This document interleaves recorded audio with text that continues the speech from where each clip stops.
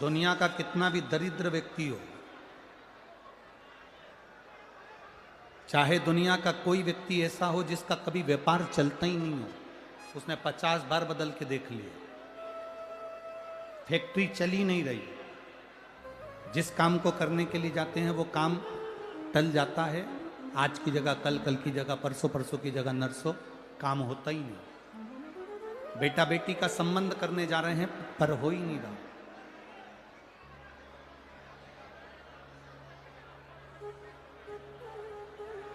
कितना भी दरिद्र से दरिद्र व्यक्ति हो, कितना भी दीन से दीन व्यक्ति हो, एक नियम वो अगर अपनी जिंदगी में बना ले, प्रदोष काल में, प्रदोष के समय पर बेलपत्री के वृक्ष के नीचे एक बार जाकर नमन करना और प्रदोष काल में शंकर भगवान के मंदिर में दिया लगाना, ये दो चीजें अगर वो 3 महीना भी लगातार कर ले तो उसके जीवन में कभी कोई समस्या आ ही नहीं सकती, कोई दुख आ ही नहीं सकता।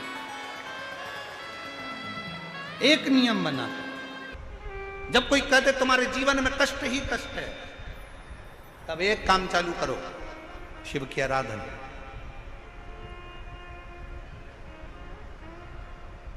तब एक काम चालू करो, भगवान शंकर की आराधना।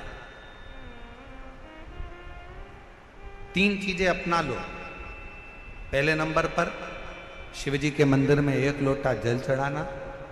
दूसरे नंबर पर मंदिर में दिया लगा सकते हो तो ठीक है, नहीं तो एक कनेर का फूल पीला वाला, देखा है आप लोगों ने? जम के बोलो जरा। पीले कलर का कनेर का फूल एक, प्रदोष काल के समय पर अगर दीप लगा सको तो ठीक है, नहीं तो एक कनेर का फूल पीले कलर का, शिव जी के अशोक सुंदरी का स्पर्श। अशोक सुंदरी वाली जगह मालूम है ना आप लोगों को? फिर से आप समझ लें।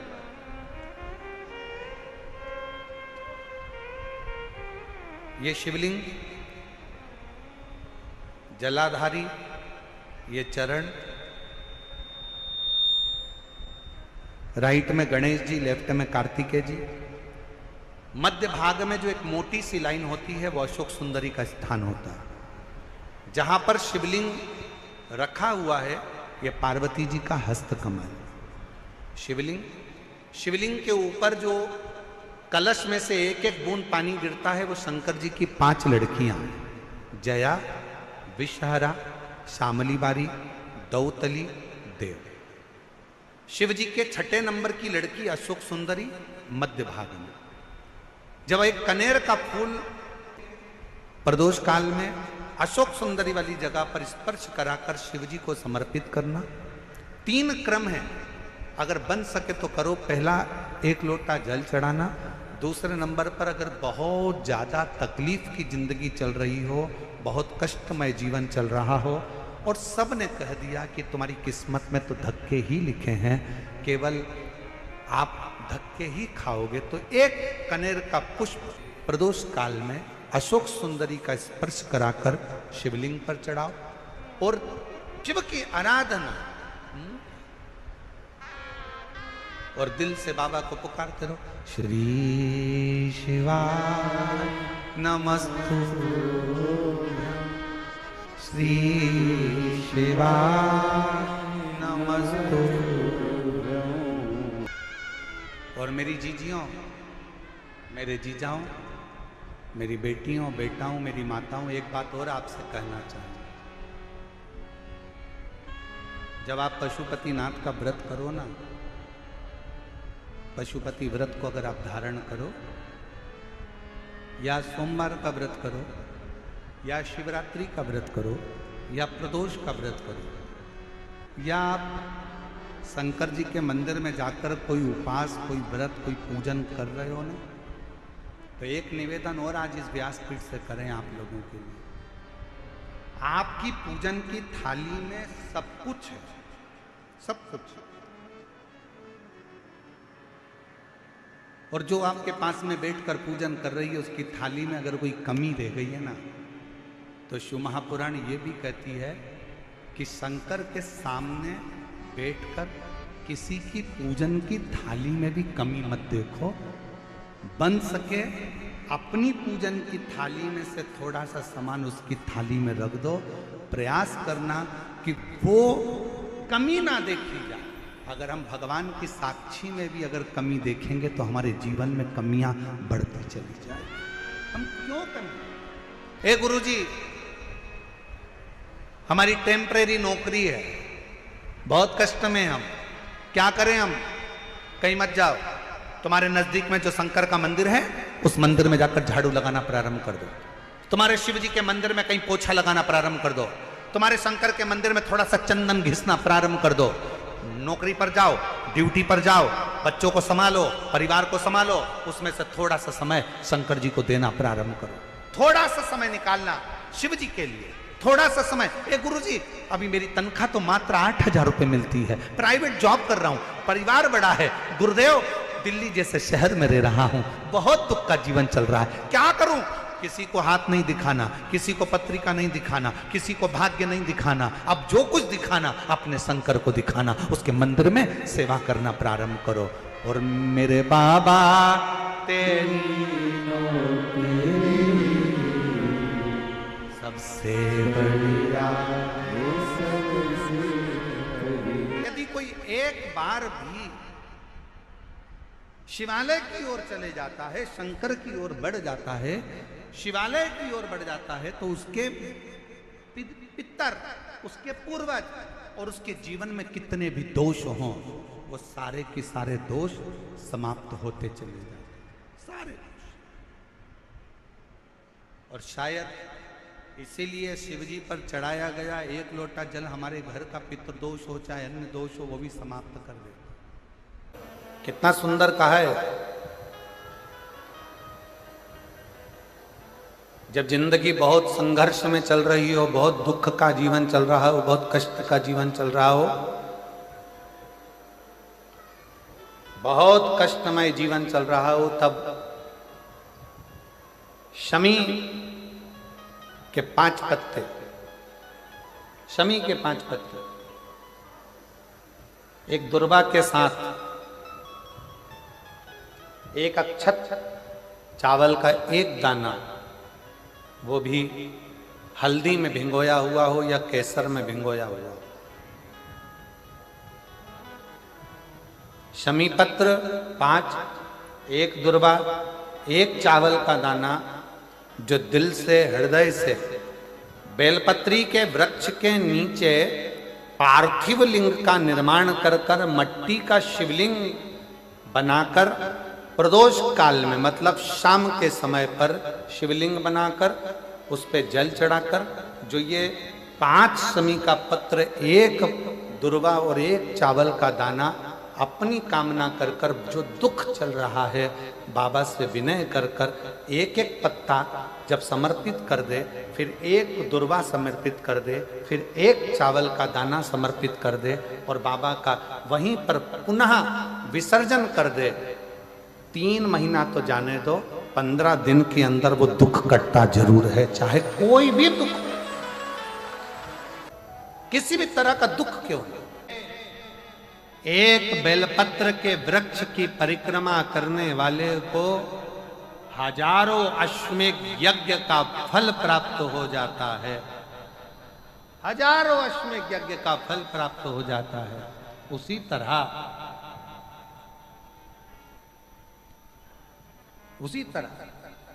एक पार्थिव लिंग का निर्माण करने वाले को, मिट्टी का शिवलिंग का निर्माण कर कर पूजन करने वालों को 12 ज्योतिर्लिंग के शिवलिंग के दर्शन का पुण्य फल प्राप्त।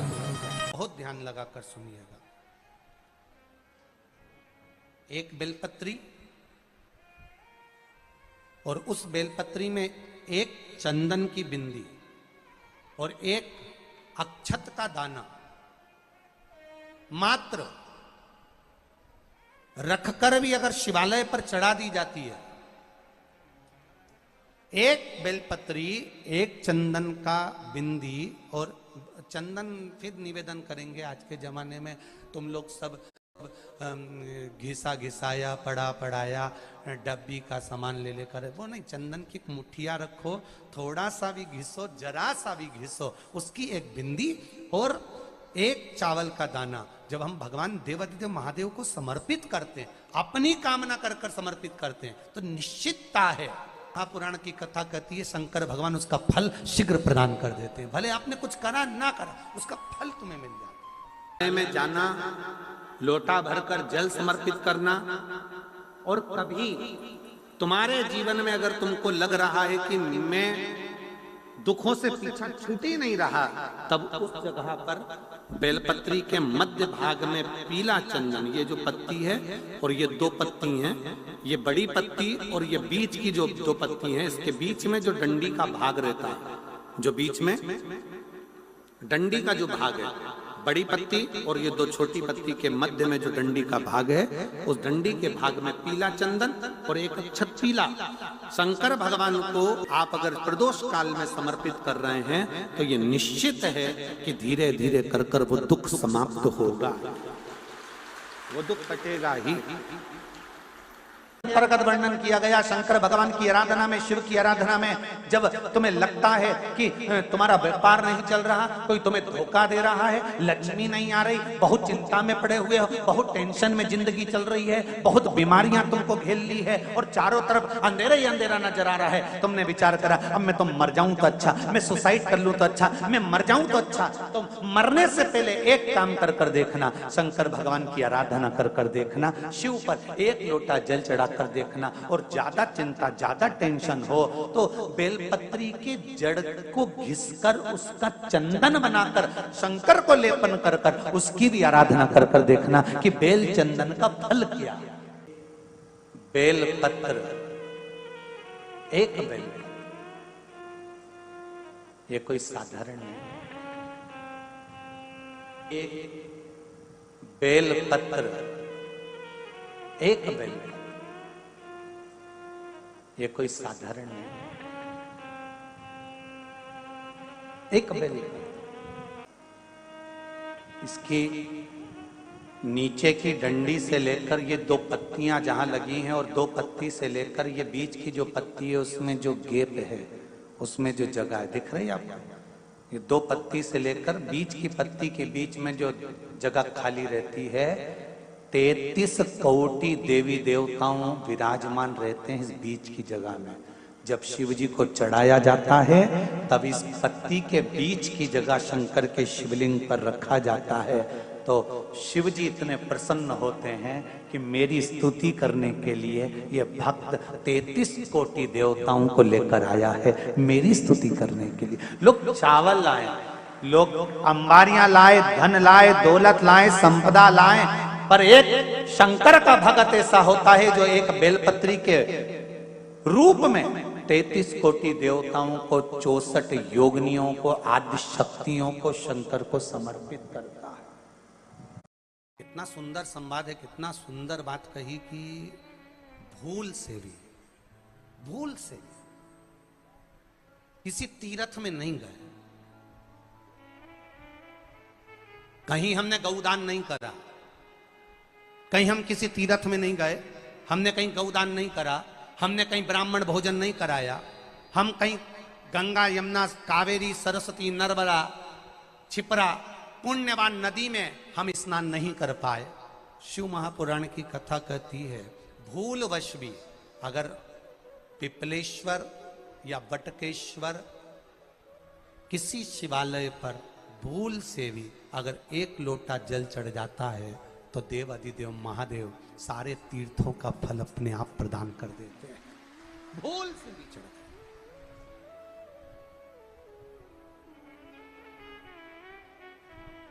एकांतेश्वर महादेव किसी तीर्थ में नहीं गए,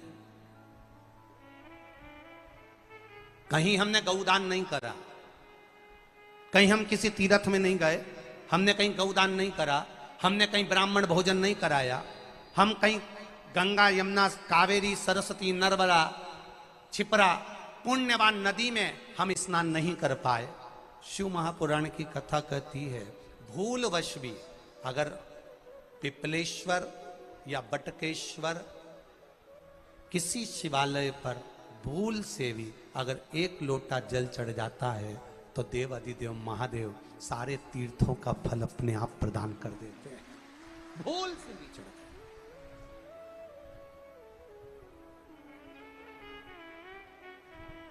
एकांतेश्वर महादेव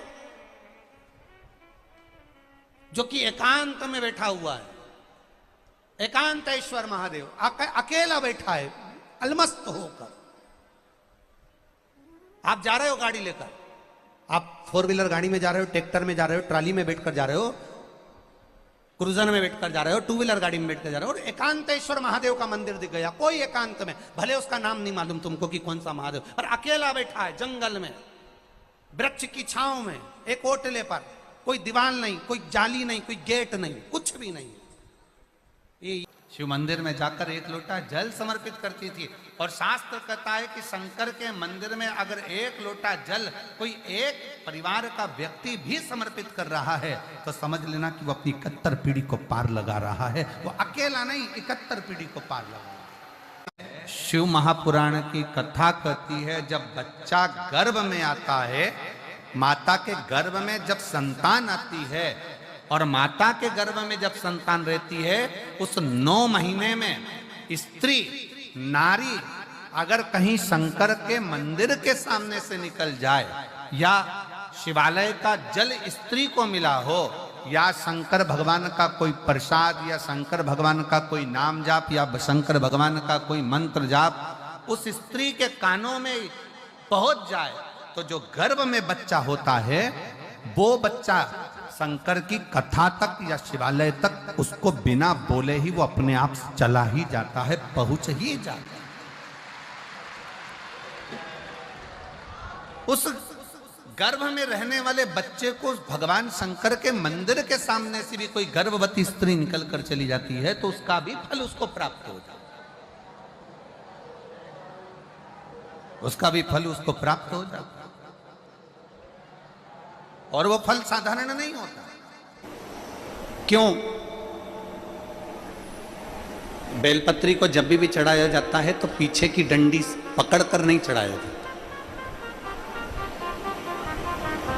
बेलपत्री को चढ़ाने के लिए मध्य भाग को, जैसे यह बेलपत्र होता है तो इसका मध्य की जो डंडी होती है, मध्य भाग होता है बेलपत्री का, तब मध्य भाग को पकड़कर हम भगवान शंकर को बेलपत्र समर्पित करते हैं। कोई भी बेलपत्र ऐसे नहीं चढ़ाता कि डंडी पकड़ के चढ़ा दिया, फिर पीछे की डंडी पकड़ के चढ़ा दिया, फिर पीछे की डंडी पकड़ के चढ़ा दिया, फिर डंडी पकड़ा फिर चढ़ा दिया ना।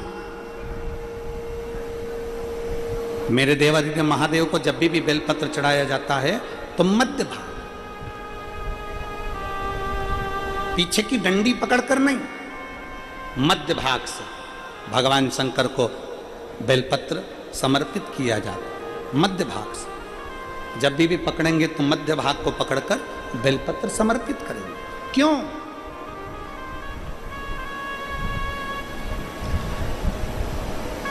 क्योंकि हमने भगवान शिव को मध्य भाग पकड़कर इसलिए समर्पित करा कि ये केवल बेलपत्र का मध्य भाग नहीं है मेरे शंभू, मेरे हृदय के मध्य भाग को मैं आपके चरणों में समर्पित कर रही हूं। मेरा दिल, मेरा हृदय, मेरा चित्त मैं आपको दे रही हूं। मध्य भाग एक विश्वास के साथ दे रही हूं। इतनी सुंदर बात नंदी ने कही है। नंदी ने ये बात जो कही वो वास्तव में बड़ी सुंदर है कि मान लो यदि कोई कार्य तुम्हारा हो नहीं रहा और पूरी दुनिया में तुमने कर कर देख लिया, बहुत प्रयास कर कर देख लिया, तो भी वो कार्य अगर तुम्हारा नहीं होता तो फिर एक काम करो कि शिव की स्तुति करो, शंकर की स्तुति, शंकर का गुणगान, शंकर की भक्ति, शंकर का स्मरण।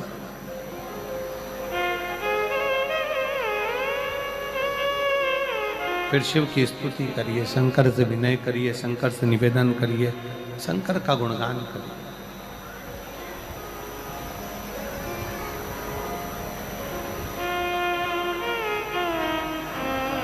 पर भगवान की भक्ति होती कब?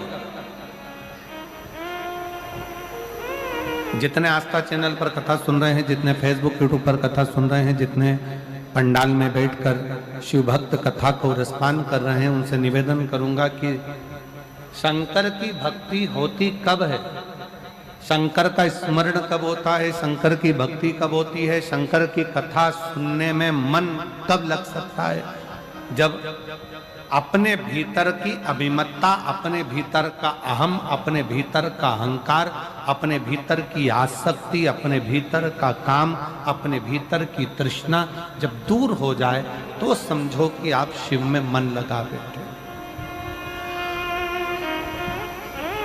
कितने सारे लोग बैठे हैं यहाँ पर कथा में, सब पंडालों के अंदर लोग शिव भक्त बैठे हुए हैं। कई लोग ऐसे भी होंगे जिनका आकर बैठ तो गए पर दिल नहीं लगता। दो जल व्यक्ति के जीवन को बदलते। कितने जल? जम के बोलो जरा। दो जल। एक देवाधिदेव महादेव के लिए भरा गया 1 लोटा जल और दूसरा है स्वयं के लिए भरा गया 1 लोटा जल।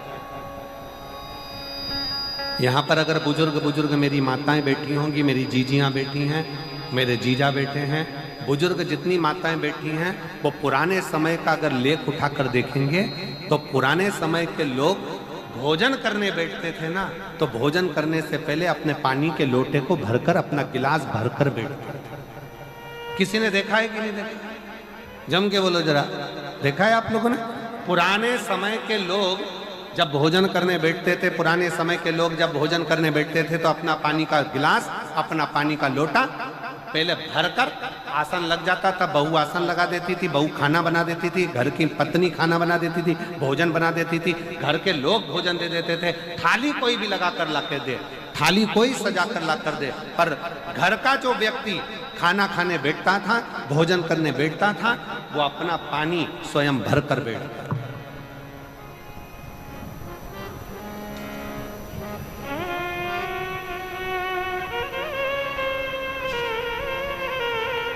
अब आज के जमाने में दुनिया के लोग कहते हैं मैं दुकान चला रहा हूं, दुनिया के लोग कहते हैं मैं घर चला रहा हूं, दुनिया के लोग कहते हैं मैं ये कर रहा हूं। तुम अपना खुद का पानी भरकर तो बैठ नहीं रहे और कह रहे हो कि घर चला रहा हूं। 2 जगह का जल व्यक्ति के जीवन को बदल देता है। एक शिव के लिए भरा गया जल और दूसरा स्वयं के लिए भरा गया जल। स्वयं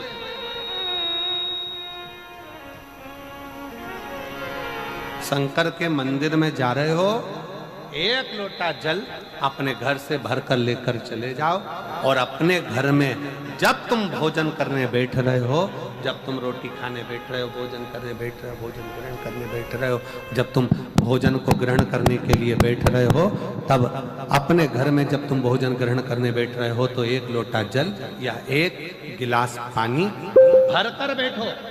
कहती है जो व्यक्ति भोजन करते समय अपना जल स्वयं भरकर बैठता है, उसकी जिंदगी में से 3 रोग समाप्त हो जाते हैं। कितने रोग समाप्त हो जाते हैं? 3। पहला, अपना जल स्वयं भरकर बैठने वाले के घुटने का कभी भी डॉक्टर उसके घुटने बदलने का बोलेगा ही नहीं, घुटना बदल ही नहीं सकता। स्वयं का जल भरकर बैठे। दूसरे नंबर पर जिसकी रीढ़ की हड्डी में कमर से लेकर कंधे तक जिसकी हड्डी में दर्द होता हो, या जो सुबह सुबह सोकर उठता हो और उसके कंधे दुखते हो या पीठ दुखती हो। दूसरे नंबर का रीढ़ की हड्डी का दर्द। और तीसरे नंबर का डॉक्टर को दवाई खा खा कर परेशान हो गए और आधा सिर का रोग, भुकुटी, ये भौएं दुखती हो, सिर दुखता हो, ये कान के पास का दर्द होता हो, तो अपना भोजन करते समय अपना पानी स्वयं भर कर बैठो, आपको ये 3 रोग से मुक्ति अपने आप मिलना प्रारंभ हो अपने आप। अब किसी ने कहा गुरुजी पत्नी पानी ला कर देती है, पति पानी ला कर देता है, बेटा पानी ला कर देता है, बहू पानी ला कर देती है, पोता पोती पानी ला कर देते हैं, नाती पंती पानी ला कर देते हैं, नौकर लगे घर में वो पानी ला कर देते हैं, सेवादार लगे घर में वो पानी ला कर देते हैं, तो हमको पानी लाना क्यों जरूरी है? तो अग्नि पुराण में वर्णन आता है कि जो घर में पानी जिस मटके में भरते हो, जिस हंडे में भरते हो, जिस बाल्टी में भरते हो, जिस टंकी में पानी भरते हो, पीने का पानी जिस हंडे में, मटके में, बल्टोई में, जिस गगरे में तुम भरते हो, वो स्थान पितरों का स्थान रहता है। जब हम पानी भरकर भोजन करने बैठते हैं तो हमारे पितर भी उस स्थान पर आकर निश्चित जगह पर बैठते हैं, और जब हम भोजन ग्रहण करते हैं तो हमारे पितरों के भाव का आशीर्वाद हमारे ऊपर पड़ जाता है, जिससे हमारे 3 दर्द समाप्त हो। स्वयं भरो, स्वयं।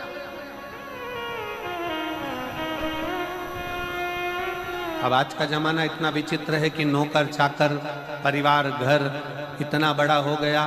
आज के जमाने में कोई सोफे पे से उठना पसंद नहीं करता, वहीं से आवाज लगा देते हैं, ला मेरा भोजन लगा दे, रोटी लाओ। रोटी आई तो मालूम पड़ा पानी ला कर रखा बहू ने। वो बहू ला देगी, बहुत अच्छी है, बहू बेकार नहीं है, बहुत अच्छी है, बेटी बहुत अच्छी है, ला देगी पानी, भोजन भी लाएगी, पानी भी लाएगी, सब कुछ लाएगी। पर पहला फर्ज अपना है, जब तक शरीर चले, पांव चले, हाथ पैर चले, और तुम पलंग पर नहीं पड़े हो, तुम्हारा शरीर अगर चल रहा है तो पहले रसोई घर में जाओ, लोटा भर, लोटा नहीं भर सकते तो गिलास भरो, गिलास नहीं भर सकते तो थोड़ा सा कटोरी में पानी भरो, पर अपने पीने के लिए थोड़ा सा जल स्वयं के लिए लेकर आओ। वो जल इतना कारगर होगा कि तुम्हें रोग से निवारण करता चले जाएगा, रोग समाप्त करता है।